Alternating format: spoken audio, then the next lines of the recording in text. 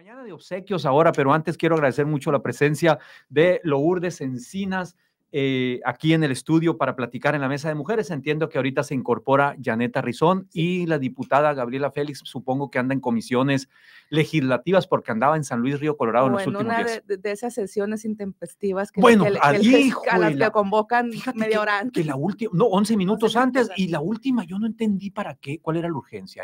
Quería preguntarle a Gabriela, esta de la cuidados, de la igualdad sustantiva. La verdad es que dije, como, ¿por qué la prisa? ¿Para qué? Pero bueno, antes de entrar a eso, permítanme, por favor, agradecer los obsequios de esta mañana. Primero que nada, a mi tocayo Jesús Encinas, al papá de Lourdes, si usted nos está siguiendo en cualquiera de nuestras plataformas digitales, lo podrá ver. Le quiero agradecer este extraordinario obsequio de los naranjeros. Pásale, Janet, de los naranjeros de Hermosillo. Es una servilleta bordada a mano. Acá está, miren, me la hace llegar. Está padrísima, me gustó muchísimo. Jesús, muchas gracias, tocayo, por este regalo. Por supuesto que él sabe muy bien que lo aquilato y muchísimo. Muchas gracias. Y por supuesto también al doctor Víctor Peña, que estuvo con nosotros por acá hace un par de semanas, que nos hace llegar esta edición. Híjole, no sabes las ganas que le tengo, Lourdes, a esta edición de La Sierra y el Viento de Gerardo Cornejo. Mi lectura de fin de semana, te lo garantizo, de ahorita me la voy a aventar el fin de semana. Me la voy a aventar el fin de semana porque no he tenido el gusto de leerla. Le comentaba a Lourdes que el día que vino Jacqueline Petchar, estaban todos los libros ahí en la mesa. Pregunté por esta edición, no, ya se había agotado la primera, entiendo que el primer tiraje que habían hecho ya se había agotado. Y dije, luego voy a regresar a buscarla, más ahora. Sé cómo escribía Gerardo Cornejo, que en paz descanse. Sé que, como decimos los sonorenses, qué mañas tenía para escribir, para irse a encerrar a Yécora, y a Tarachi. Y como me decía Lourdes, tú lo vas a valorar mucho porque tú también tienes un pedazo de sierra en tu corazón, mucho. Y cada vez que voy, la admiro más. Así como me llama mucho la atención y me impone mucho el Valle del Yaqui, así también me impresiona mucho la sierra. Sí, y entonces, que más preciosa la Sierra de Granados. No, sí, la neta es que sí, no es por nada, pero por eso es el paraíso. Luego les digo por qué es el paraíso. Janeta Rizón, bienvenida. Aló, buenos días, qué gusto verlos. Igualmente. ¿Qué semanitas hemos tenido? Pero primero que nada, para no desentonar la música de la Mesa de Mujeres, Lourdes. Bueno, en esta semana trágica también tuvimos el fallecimiento de Quincy Jones. Sí. Quincy Jones fue un titán de la música, fue el gran productor de música estadounidense del siglo XX. Quien quería ser alguien en la música en Estados Unidos tenía que ser producido por Quincy Jones durante, digamos, entre los 60s y los 80s, que fue su prime, pero también era compositor de bandas sonoras y, bueno, miren, para ponerles una idea, fue el productor del álbum de Michael Jackson, Thriller, que se mantiene hasta la fecha como el más vendido de la historia. 80s, no, un trancazo, ¿no? Ese álbum. Sí, entonces la canción con la que iniciamos es It's My Party, con Leslie Gore, que fue el primer éxito que produjo, el primer éxito comercial que produjo Quincy Jones en Estados Unidos. Hay un documental en Netflix sobre su vida que les recomiendo que lo busquen, porque cómo se hacía la música antes a cómo se hace ahora es muy diferente. Sí. No, bueno, por eso estamos. Janet, Donald Trump, presidente de Estados Unidos, ¿qué se les vino a la mente, Lourdes, Janet, cuando vieron el resultado del supermartes, que las encuestas no alcanzaron a predecir así con la precisión que se veía? Como posturas encontradas. Posturas encontradas, échale. No encontradas, pero creo que no es tan sencillo como para definir como algo positivo o negativo. Ajá. Tampoco creo que los mexicanos debamos seguir depositando toda nuestra ilusión en lo que pasa en Estados Unidos, pero la verdad es que tienen gran impacto en la política mexicana. Entonces, esta elección para México se da en un contexto en el que se votaba la reforma electoral. Estábamos en ese momento ya pues aceptando o reconociendo en el que se quedaba firme y pues que vienen cambios muy trascendentes para México. Entonces, la llegada de Trump creo que simbra al mundo entero, creo que nos confirma el que existe en el mundo pues como un rechazo a estas políticas que eran de alguna manera progresistas o que de derechos humanos. Creo que mucho tiene que ver en que la gente no lo siente en su día a día. Entonces, así como a mí de qué me sirve que tú me digas que yo tengo derecho a la vivienda y tengo derecho a un empleo y tengo derecho a la igualdad y a la libertad y todo, si en los hechos no lo tengo. Entonces, la llegada de estos discursos contrarios, pues llega en un caldo de cultivo en el que la sociedad dice, ¿sabes qué? Prefiero realidades y que tienen que ver con temas muy puntuales de temas económicos, de seguridad pública. Entonces, estamos de alguna manera cediendo esa agenda de derechos a cambio de respuestas mínimo, rápidas, pues, ¿no? de respuestas rápidas a problemas que Así aquejan a las Entonces, comunidades. yo creo que ahí viene lo complejo, no podemos Sí. decir así como que es apocalíptico o Sí. es algo muy positivo. No, tenía 4 años en campaña Donald Así Trump, es. Y alimentando a su base con una visión, 8 es cierto, con una visión, o sea, yo comentaba con Soledad esta semana, la llegada de Donald Trump es más que A que le gana B. Es una visión, es una forma de ver el mundo, es esa misoginia, es ese hombre autoritario que efectivamente dice con un simplismo tremendo cómo resolver los problemas. Lo comentábamos hace rato con Arturo Magaña, no sé si tuvieron chance de escucharlo, cómo resolver los problemas y hacer clic y conectar con la base que ha venido efectivamente alimentando en los últimos años, Lourdes. Sí, yo la verdad sentí esa noche, además de lo que había ocurrido en México en la Suprema Corte de Justicia de la Nación, pues híjole, yo sentí una especie de desolación, lo digo así tal cual como fue, porque una desolación ante el triunfo otra vez del odio. Sin duda. Del discurso del odio, del discurso violento, racista, misógino, oligarca, y la derrota del optimismo y de lo propositivo. Y esto no lo podemos sacar del contexto en el que está el mundo y que nos los han venido advirtiendo diversos estudios. Sin duda. La ONU mismo a principio de año lanzó una advertencia sobre lo difícil que iba a ser este año, porque era un año superelectoral con elecciones muy importantes y muy numerosas en países claves, incluida la de Estados Unidos o la India, que tuvo casi 1 millón de electores nada más, ¿no? Y yo creo que esa es una de las cosas que ha fallado a la hora de hacer los análisis, tanto en los partidos, tanto en los comités de campañas, en los medios de comunicación, ni se diga, porque no podemos únicamente particularizar lo que ocurre en un país, porque lo que está ocurriendo ahorita en los países es reflejo de lo que está ocurriendo a nivel global. Kamala Harris hizo una campaña que a mí en general no me pareció mal, tuvo sus errores y tuvo muy poco tiempo. Y yo siento que sobre todo ahí, aparte de la dificultad de expresar un mensaje más claro en términos económicos, le faltó partido. El Partido Demócrata está en muy malas condiciones ahorita. Vamos al corte. Sí, no, adelante, tenemos un minutito. Y la forma el mensaje de ella y la forma en que se usaron las redes sociales por parte de su comité de campaña me pareció muy bueno, pero no es en este momento el mensaje que resuena. Es un mensaje que resonó cuando Obama fue candidato, por ejemplo, pero ahorita su contraparte venía haciendo lo mismo, de otra forma, pero aprovechando todas las redes sociales y todos estos podcasts en los que están 2, 3 hombres alabando la masculinidad tóxica y las tendencias de las thread wives y teniendo de su parte a los tech villains, porque ahora ya no queda duda de cómo son, le fueron facilitando que permeara ese mensaje.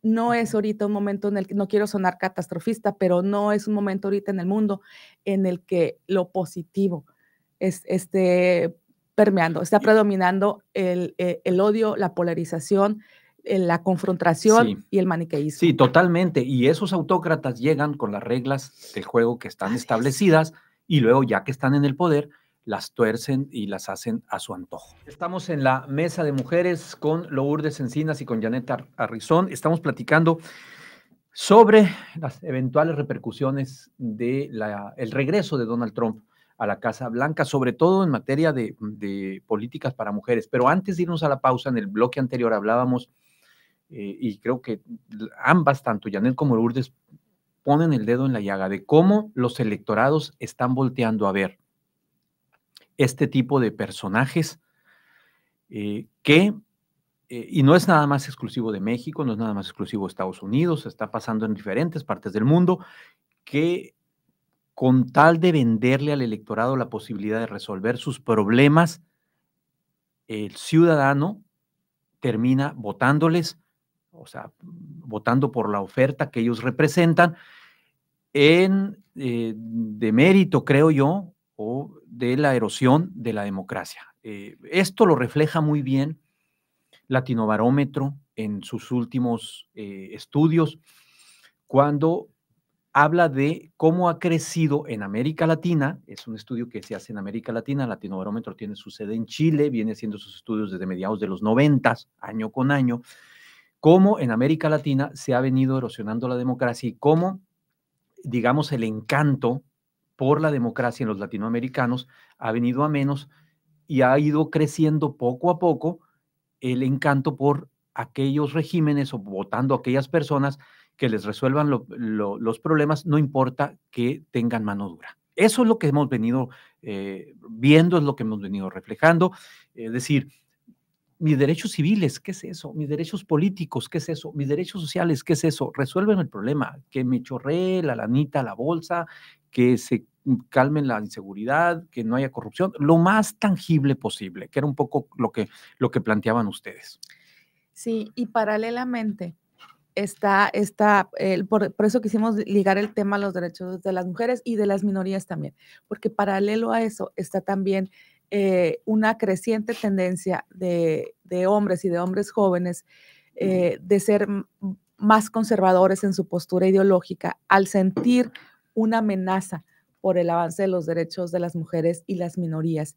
Entonces ha habido una estrategia mediática también, haciendo todo el uso de los aparatos propagandísticos para contrarrestar eso. Y ese discurso también ha permeado. Al otro día de la elección en Estados Unidos empezaron a reportar a jóvenes o adolescentes en las escuelas burlándose y amenazando a las mujeres de que, mira, si ves, yo decido por ti. Uh-huh. Y ese es un discurso que está igual en todo el mundo. Entonces, cuando estamos en situaciones como esta, ¿verdad? Vi una gráfica que publicó un analista de The Atlantic para dimensionar el momento en el que estamos. Es la primera vez desde la Segunda Guerra Mundial en el que en los países desarrollados los partidos gobernantes perdieron todas las elecciones. En todos los países desarrollados en los que hubo elecciones este año, el partido en el gobierno perdió las elecciones. Y eso no ocurría desde la Segunda Guerra Mundial. Ah, qué buen dato, ¿eh? Sí. Qué buen dato. Y seguramente si revisamos la otra parte de la gráfica, vamos a encontrar que un alto porcentaje de los personajes que ganaron tienen este sello, tienen características como estas. Así segurísimamente. Sí. No sé si la gráfica o el estudio de ¿qué? ¿De Economist es? De Atlantic. De Atlantic lo refleje ya más en detalle, no lo sé, no lo he visto. Sí, es que mira, igual como el Latinobarómetro en Europa, la Unión Europea tiene un Eurobarómetro o algo así. Sí, es un medidor del encanto con la democracia. La misma tendencia, incluso en esta semana trágica, en Alemania me hiciste recordar a tu tío Lainez. Peor, dijo, mira, ¿no? En Alemania se disolvió la alianza de gobierno que era socialdemócrata y está creciendo la ultraderecha en Alemania. Ultraderecha. En Francia, la alianza de izquierda está detenida con alfileres. Sí, a Jean-Luc Mélenchon no le gustó lo que hizo Macron, correcto. Y al mismo tiempo, tanto Macron en Francia como el presidente en Polonia estuvieron advirtiendo de la necesidad de que Europa vuelva a unirse como bloque para enfrentar pues lo que significa la amenaza de Trump, porque lo que significa la amenaza de Trump es que va a impulsar a todos estos grupos de ultraderecha. Claro, está la Marine Le Pen en Francia, está Meloni en Italia, están esos perfiles, ¿no? Lourdes, y son mujeres, ¿eh? Digo. No, es que esto no respeta, pues. Es independientemente del género. Del género. Sí. Bueno, yo creo que más que analizar al electorado, que por supuesto que, o sea, es importante saber cuáles son las tendencias, es cuestionarnos cómo llegamos ahí, pues. O sea, ¿qué dejó de hacer esta parte? Hay una insatisfacción con lo que decimos que es la democracia, eso es evidente. Y yo creo que, y no quiero hacer la Contreras, pues, pero también hay que modificar lo que no servía, ¿no? Uh-huh. Y no digo que esta opción se me hace que es irte al otro extremo y los extremos, pues, no necesariamente son lo más bueno. Pero sí tenemos que cuestionarnos en qué están ofreciendo, porque también leía que, oye, las mujeres no votaron por una mujer. Y yo, a ver, haciéndolo más simplista, si Morena hubiera sacado un hombre, hubieran votado por Xochitl. Por supuesto, no, pues hubiera barrido Morena con quien así hubiera es, puesto. trasciende No hay mucho vuelta más de hoja. allá en ese nivel de decisión, ¿no? Sí. Entonces también podemos hacer una lectura de que no va a bastar con que las mujeres sean mujeres para que voten por Estoy de ellas, acuerdo. ni para que las mujeres, Estoy de siendo acuerdo. mujeres, tengan una agenda a favor de derechos de las mujeres. Yo lo que creo es que si bien estamos tendiendo o el electorado está yéndose a regímenes más de derecha, no es la misma conciencia social a las mujeres a nivel global. Y la participación política de las mujeres es muy relevante. Entonces yo veo, por ejemplo, en México que, o sea, quiero llegar a un punto con Estados Unidos, pero en México podríamos decir, oye, es que este régimen va a atropellar a las mujeres, pero ya hay una masa crítica de mujeres dentro de ese mismo régimen. Sí. Yo creo que en Estados Unidos, obviamente no va a ser la agenda progre la que más se le dé difusión, pero no creo tampoco que las mujeres estadounidenses permitan así como conceder la totalidad de sus derechos. Pues. Y en el caso concreto de México, ¿qué esperan ustedes en la relación de México-Estados Unidos y particularmente en el tema de mujeres, si es que hay alguna cosa que se pueda ver, que alcancen a ver, que podamos esperar en la relación Trump y la presidenta de México? ¿Cómo lo alcanzan a ver? A mí no me gustó la foto que subió la presidenta después de la llamada, me parece que no es el mensaje político que se debe enviar. Descríbenos la foto, Janet, me imagino qué foto te refieres. Hacia el frente, con riéndose lentes como acá, una carcajada. Sí.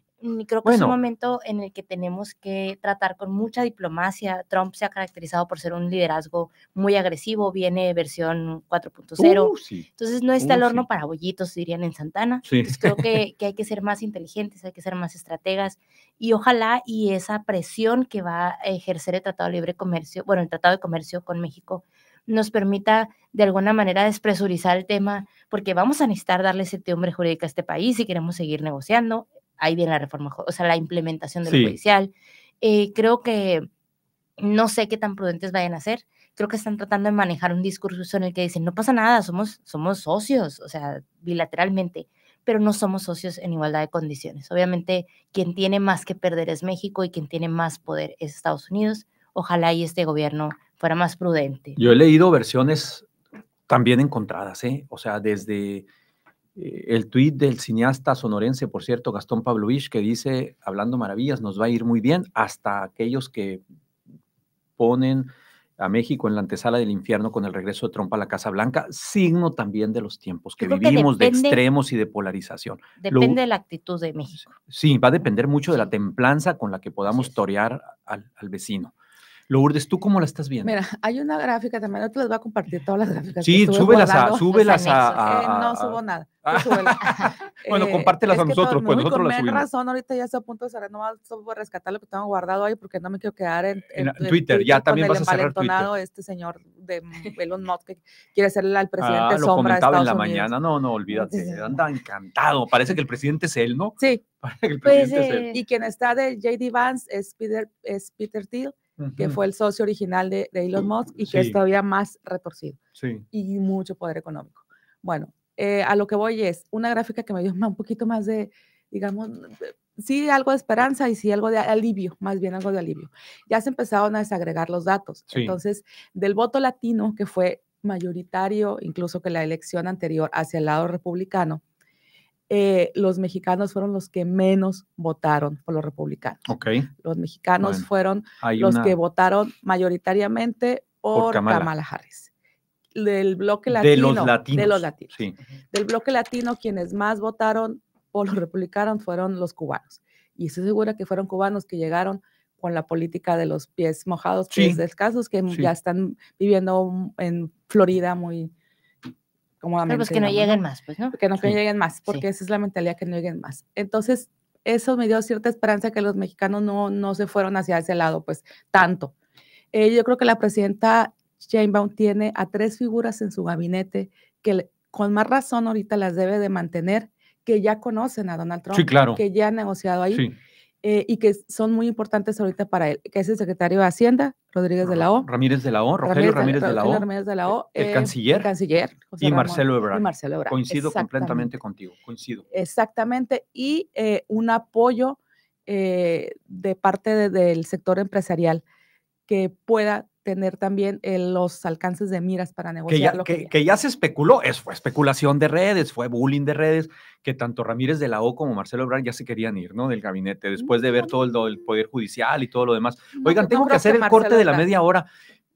¿Me aguantan un minutito para cerrar? Vamos a romper un poquito la regla. Un minutito para regresar con ustedes y cerrar la mesa, ¿les parece? Eso no quería terminar este espacio sin recordar y recomendar además el artículo de esta semana, que de alguna manera viene a